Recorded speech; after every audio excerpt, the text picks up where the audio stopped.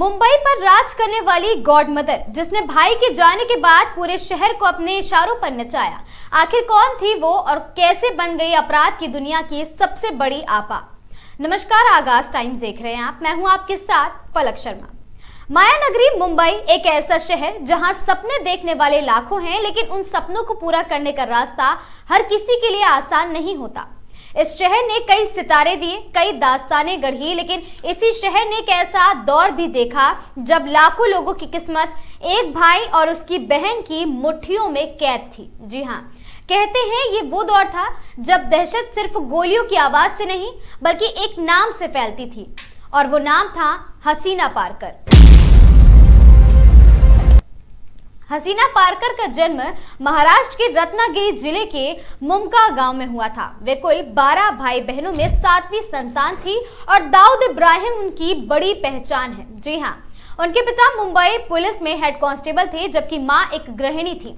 हसीना का अपराध की दुनिया से सीधा नाता तब जुड़ा जब साल 1991 में उनके पति इस्माइल पारकर को अरुण गवली गैंग ने गोली मार दी। पति की मौत के बदला दाऊद ने मशहूर जे अस्पताल शूटआउट में लिया, लेकिन यहीं से हसीना की जिंदगी ने भी नया मोड़ लिया और वो सीधे भाई के नक्शे कदम पर चल पड़ी।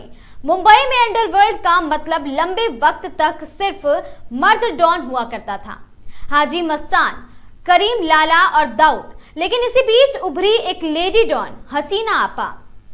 हसीना का साम्राज्य छोटा नहीं था। फिरौती, जबरन वसूली, हवाला कारोबार, फिल्मों के ओवरसीज राइट्स, केबल कारोबार से प्रोटेक्शन मनी लेना, ये सब उनके धंधों की लिस्ट में शामिल था। बिल्डर्स तक उनके पास आते थे ताकि SRA प्रोजेक्ट्स में झुग्गी वासियों की सहमति निकलवाई जा सके। जी हाँ, रिपोर्ट्स के मुताबिक हसीना पारकर के पास करीब 5,000 करोड़ रुपए की बेनामी संपत्ति थी। हालांकि दर्जनों मामलों के बावजूद उन पर सिर्फ एक FIR दर्ज हुई 21 अप्रैल 2007 को सरकारी लैंड प्रोजेक्ट को लेकर।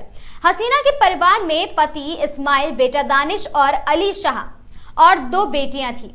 बड़े बेटे दानिश की मौत 2006 में सड़क हादसे में हो गई थी। इसके बाद छोटे बेटे अली और रिश्तेदार सलीम के साथ मिलकर वो कारोबार चला रही थी।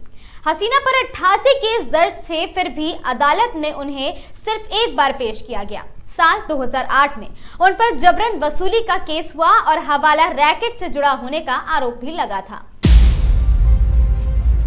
लेकिन इन सबके बीच एक बात साफ थी, वो हमेशा अपने भाई दाऊद इब्राहिम की वफादार परछाई बनी रही। दाऊद के दुबई जाने के बाद मुंबई में उनके साम्राज्य को हसीना ने संभाला और अपराध की दुनिया में एक गॉड मदर का उदय हुआ। मुंबई का इतिहास कहता है कि अपराध की गलियों में जितने नाम मर्दों के दर्ज हैं, उनमें एक नाम हमेशा अलग खड़ा रहेगा, हसीना पारकर। क्योंकि वह सिर्फ दाऊद की बहन नहीं थी, बल्कि अपराध की उस गाथा की आपा थी जिसने पूरे शहर को अपनी पकड़ में कस रखा था। यही थी हसीना पारकर की कहानी।